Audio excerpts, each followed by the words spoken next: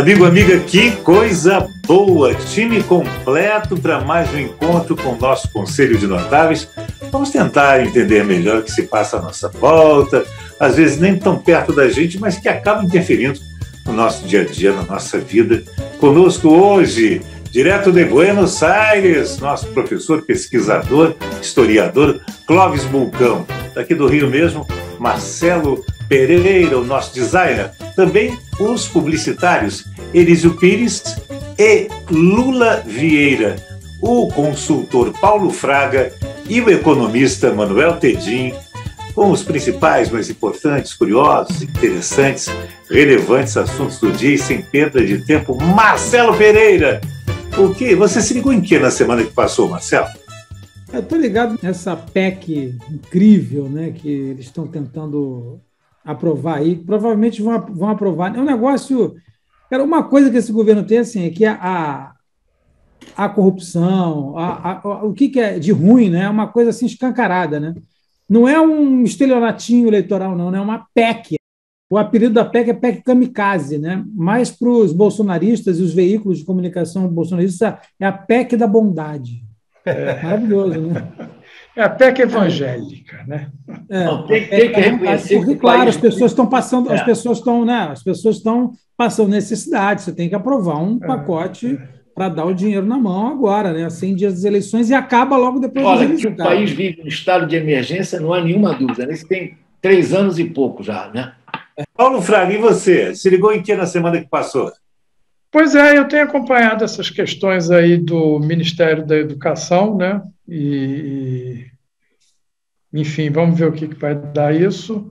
Esse episódio recente do presidente da Caixa, que é bem Paulo, padrão. Só uma coisa, é uma coisa atrás da outra sem parar, né? É uma sucessão ininterrupta, né?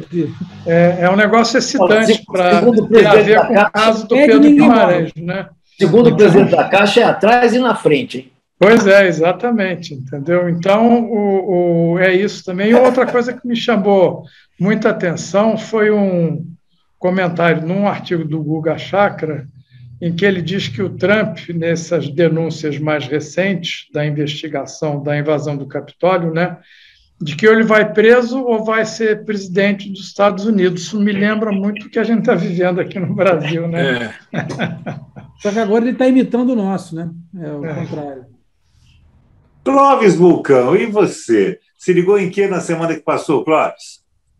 Eu procuro sentir no ar coisas positivas, né? E me chamou a atenção o que aconteceu, me chamou muita atenção o que aconteceu no Equador, né? Porque a imprensa fala lá da revolta indígenas, que tem a ver com o aumento do preço dos combustíveis, né? E o presidente lá, ele decretou estado de sítio. E qual foi o resultado prático? Zero. Efeito nenhum. Nós que somos mais velhos, né, quando a gente escuta essa expressão estado de sítio, a gente treme nas bases, fica com medo, né? E é curioso que o Chile, em 19 do Pinheira, quando começaram aquelas rebeliões, ele também decretou estado de sítio. E o que aconteceu? Nada. Então, isso me dá um certo conforto, né? Porque se por acaso, em outro país sul-americano, alguém fizer alguma coisa nesse sentido, a impressão que me dá é que o efeito será o mesmo, não vai dar em nada. Não, mas tem um detalhe. Aqui no Brasil, ele disse que não vai ser estádio de sítio, não vai ser estádio de fazenda. Com o Paulo Guedes no comando, é isso? Tocando a boiada. É o que ele está fazendo. Lula Vieira, e você? Se ligou em que na semana que passou, Lula? Na Caixa Econômica, sem dúvida, e mais as trampolinagens todas que armaram, e principalmente o que eu acho muito engraçado e que um dia virará folclore, as mudanças de opinião do Bolsonaro a respeito da corrupção no seu governo. Quer dizer, ele começa dizendo que jamais teve, e depois diz, não, quando tem eu acuso, eu daria meu pescoço e garantiria com o meu pescoço. Não é bem pescoço, uma orelha. Quer dizer, ele é uma fábrica de memes, né? Assim, ele é uma fábrica de memes. Um dia riremos muito da situação que estamos vivendo. E tenho quase certeza que, se vivos a gente estiver, a gente não vai... Ninguém vai acreditar, neta nenhuma, neto, vai acreditar que nós vivemos uma época com o que falam as pessoas, o que fazem e como é que o país está. Quer dizer, parece mentira que exista um louco desvairado falando os absurdos que ele fala, e a turma atrás dizendo: ótimo, mito, mito. A última foi que a corrupção é localizada, não é isso? É localizada, não é generalizada, é localizada, exatamente. Eu estava revendo, eu acho que foi a Globo a Globo News que reviu as presenças do nosso ex-presidente da Caixa, e ele tocando violão, quer dizer, as pessoas cantando nas lives do presidente. É um idiota completo. Nós estamos numa situação que os nossos netos precisam de documentos para um dia acreditar que nós já vivemos essa época. Manuel Tedinho, você se ligou em que na semana que passou, meu caro? Eu me liguei com tudo isso que todo mundo falou, horrorizado com o Brasil. A gente está numa situação realmente difícil de acreditar. Eu estou com o Lula, vai precisar de documento sólido, com fotografia, filme, senão ninguém acredita. Mas eu estou muito preocupado internacionalmente, esse retrocesso nos Estados Unidos da Suprema Corte. Isso foi horrível. Foi uma coisa horrorosa. Ninguém é a favor. Cara, ninguém gosta de aborto. Ninguém faz aborto como contraceptivo. Ninguém vai para aborto. Eu vou fazer um aborto hoje, vamos beber. Não é nada disso. É uma coisa triste. Todo mundo sofre. É uma situação horrorosa. Mas as pessoas, às vezes, têm que enfrentar isso, ou escolhem enfrentar isso, porque é uma situação que a vida levou para ela. Eu vi uma entrevista, por exemplo, de uma criança anencéfala que já, enfim, descobriu tarde, mas anencéfala, não ia viver horas, ou um dia no máximo, teve que viajar já do estado, acho que era de Nebraska, sei lá, e teve que ir para o Colorado fazer o aborto num caso absolutamente extremo, que até no Brasil é legalizado, quer dizer... Decisão do Supremo, aliás, né? Decisão do Supremo. Uma decisão do Supremo. O que o Supremo fez, assim, que foi espertinho? Ele falou, isso daí tem que ser legislado, não é... O Supremo não pode ficar dando passe livre para isso, porque a legislação não fala disso, então tem que voltar para o Congresso. É Pôncio Pilatos, né? Já lembra dele, Lula? Lá, aquele cara. Lembra? Eu já ouvi falar. Que foi quem introduziu a ideia que precisa lavar as mãos sempre, né? Era sem álcool gel. Sem álcool gel, pois é. Quem sabe tinha um pouquinho de vinho lá do Carmelo. Exatamente. O vinho do Monte Carmelo lá, talvez alguma coisa. É muito triste, né? Porque essa discussão do aborto ela já nasce viciada, né? Porque não tem discussão, né? Não tem. A questão do aborto. Porque tem religião no meio, né? Tem dogma, tem alma. Mas o Marcelo, não é essa a questão do aborto, não é se ele vai ser feito, se não vai ser feito. Abortos serão feitos.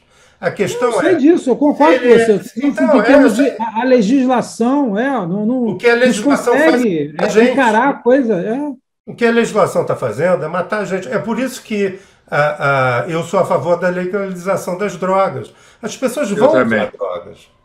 Vão usar, não adianta. Você acha que uma lei... Não, além de proibir, vira esse caos, cria um sistema por trás corrupto, que sai em tiroteio, mata gente andando na rua, criança... Essa é a grande diferença, o que eu ia falar, Manuel.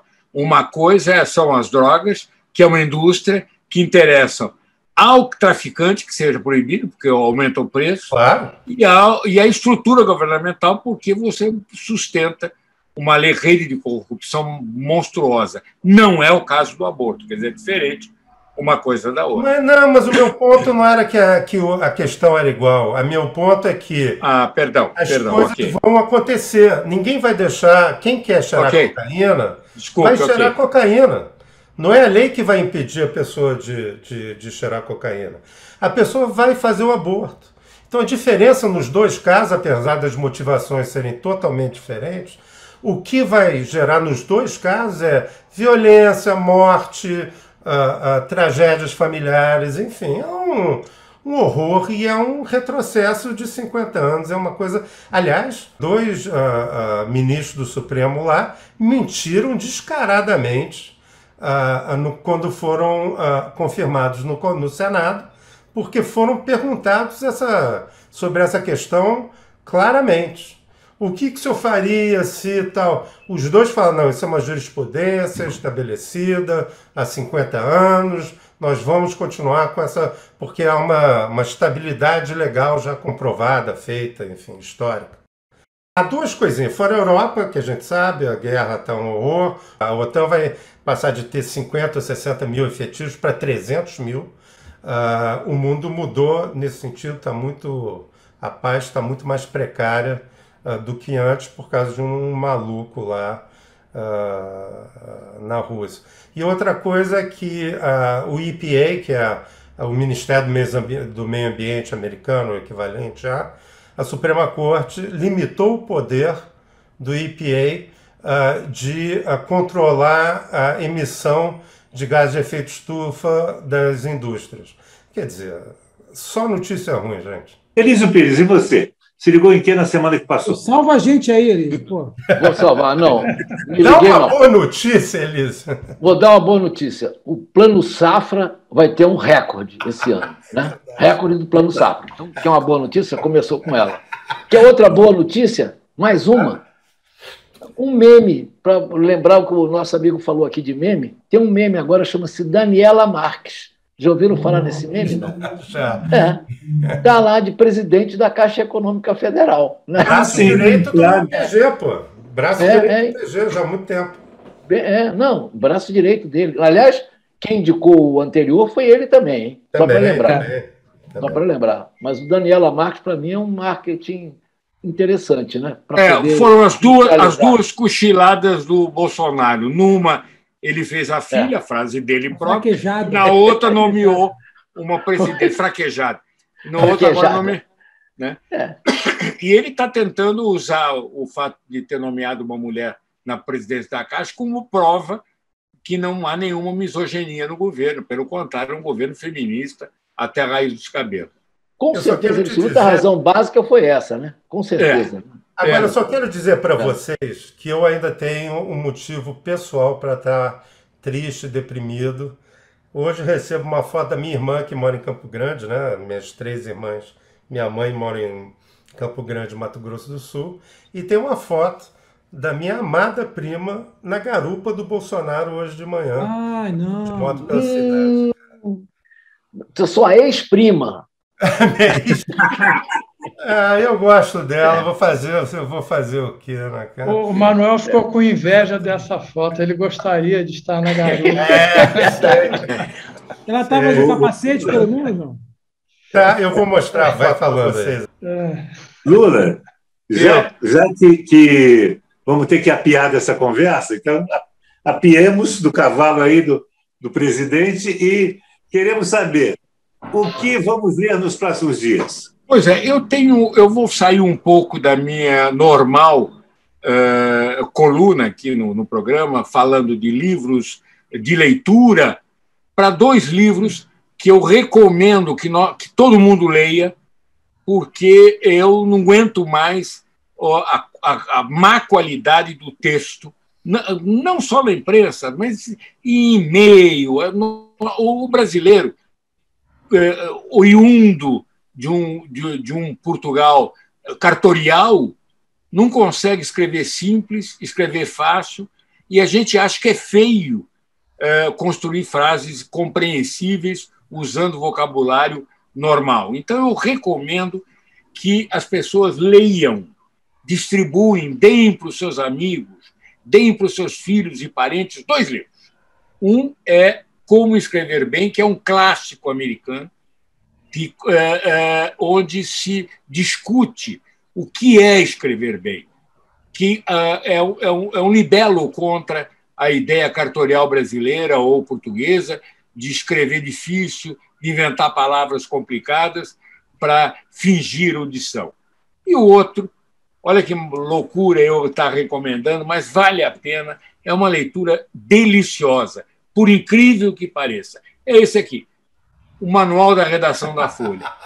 É um livro clássico esse aí, eu me lembro. É um livro delicioso é maravilhoso de ser lido, é maravilhoso, porque você descobre, inclusive, nos seus próprios memes, nos seus próprios memorandos, nos seus próprios e-mails, o quanto você escreve mal, o quanto você joga a palavra fora, o quanto nós não sabemos reproduzir o que pensamos com qualidade, com precisão.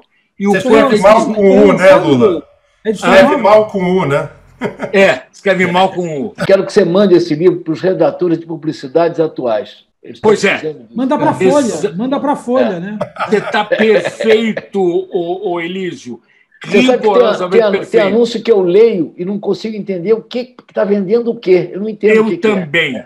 Aliás, diga-se de passagem, mesmo anúncio impresso na Folha, no Estadão, no Globo, você acabou com o título. Você tem títulos imensos, incompreensíveis. É o que você acabou de dizer.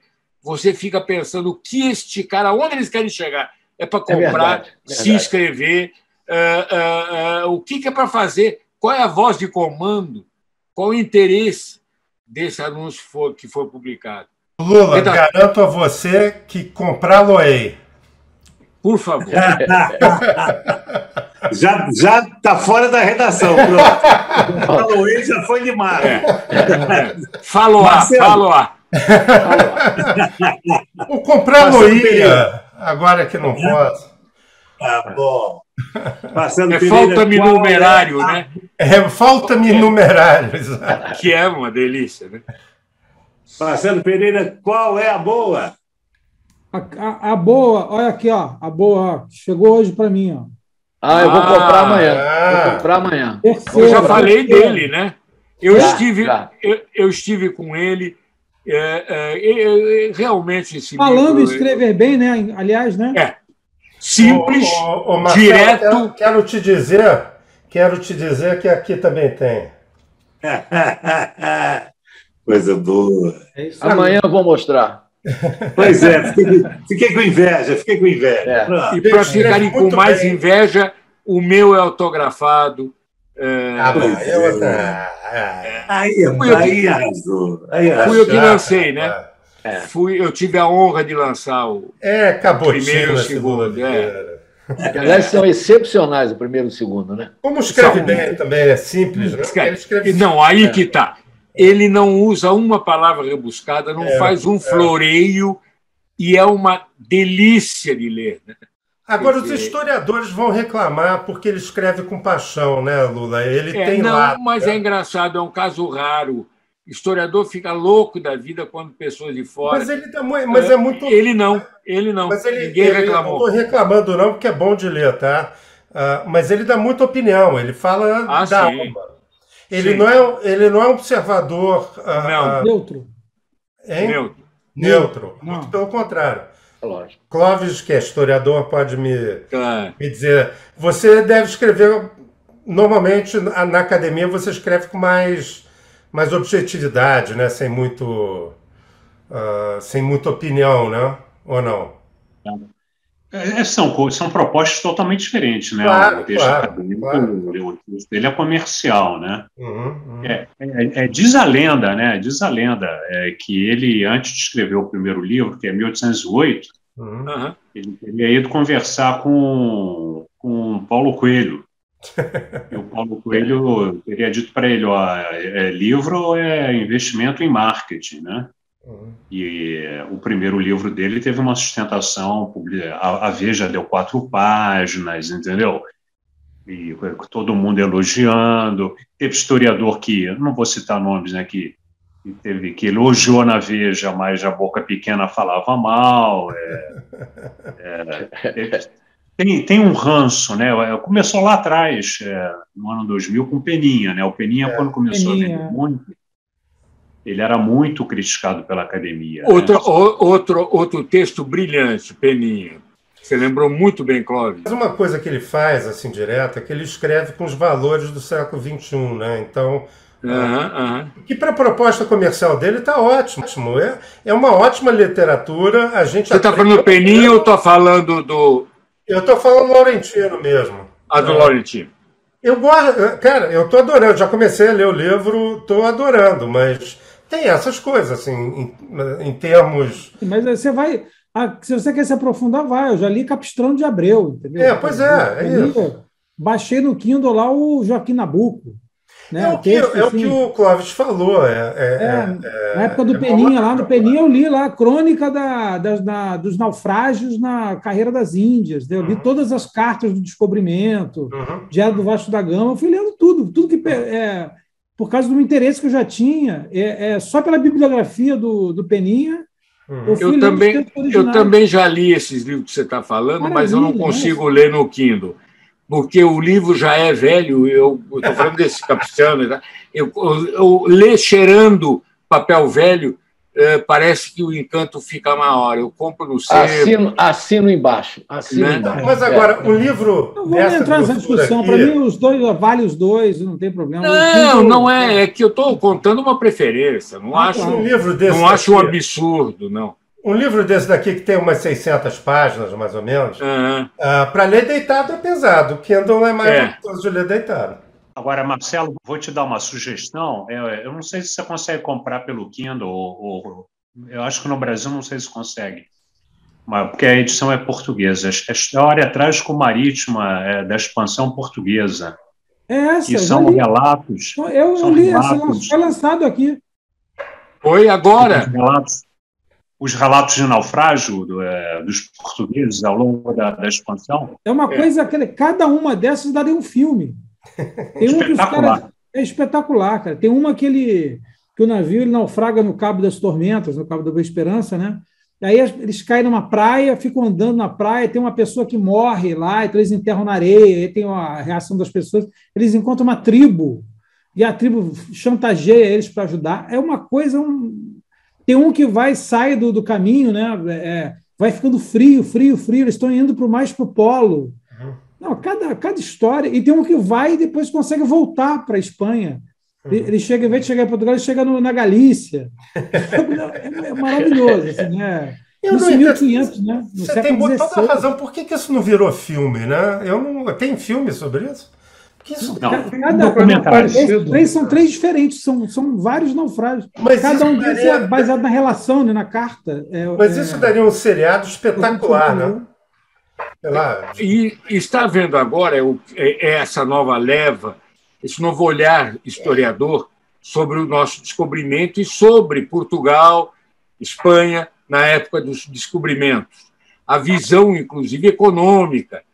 Não vamos nos esquecer que nós fomos palco das ações de uma das primeiras multinacionais capitalistas que existiram no mundo, que foi a Companhia das Índias Ocidentais. Há uma nova leva de historiadores que estão nos mostrando uma história que a gente não aprendeu na escola. Ô Lula, só me diz uma coisa, Lula. Por que você usa esse termo neocolonialista de descobrimento?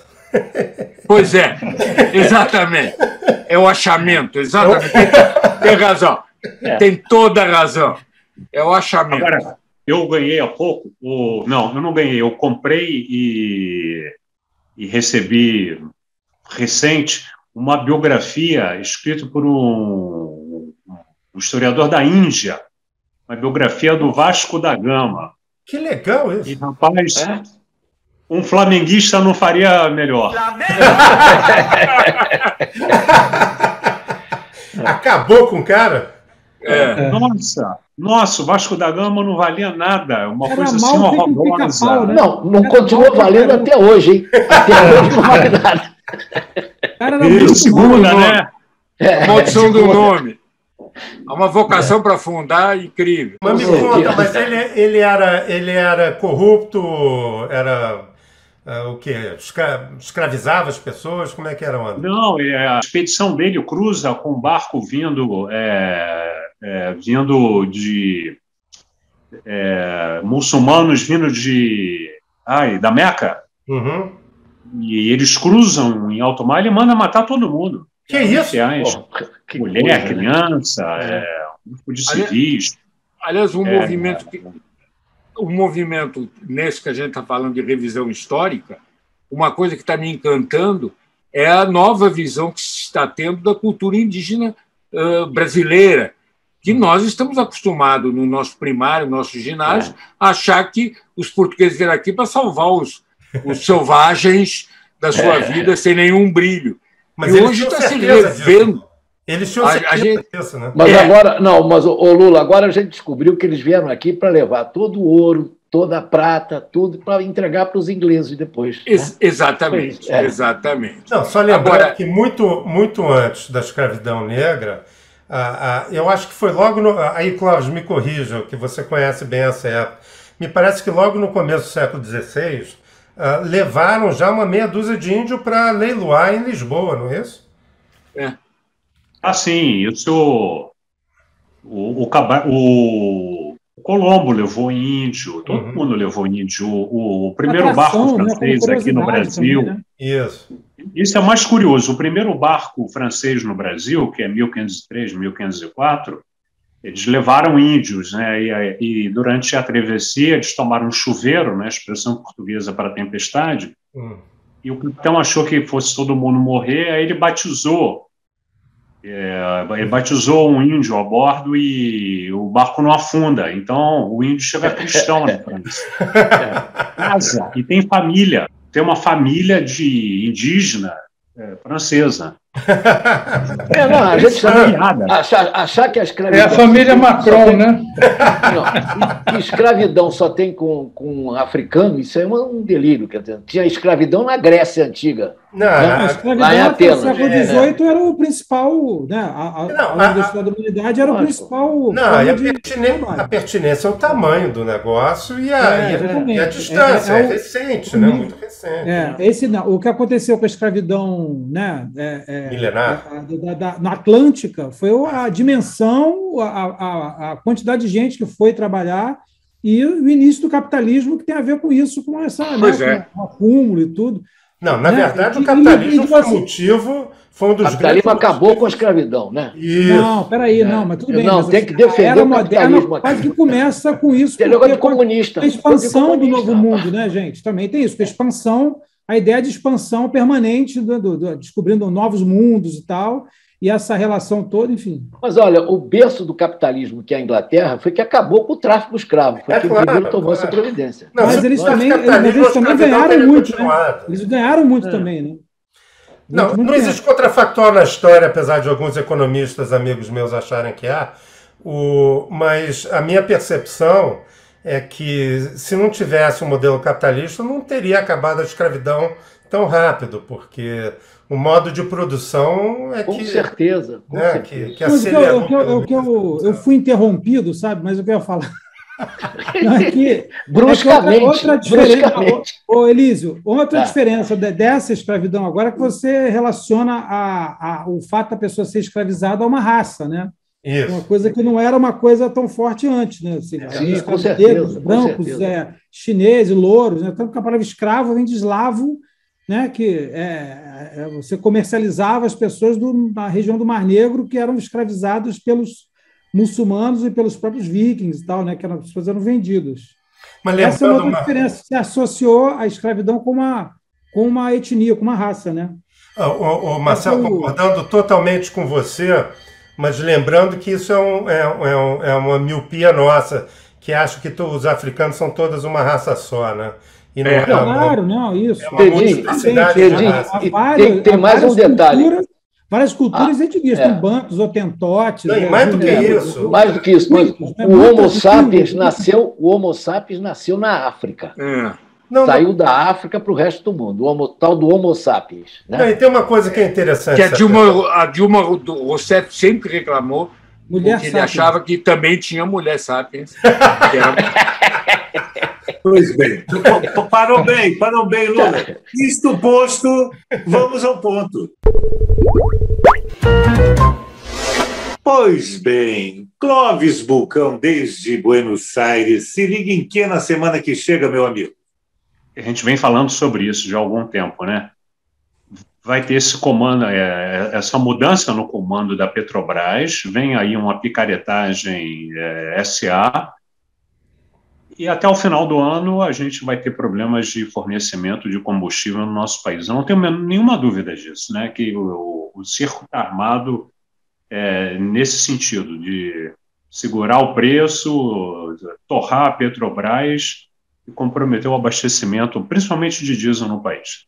Paulo Fraga, e você? Seringa em que na semana que chega?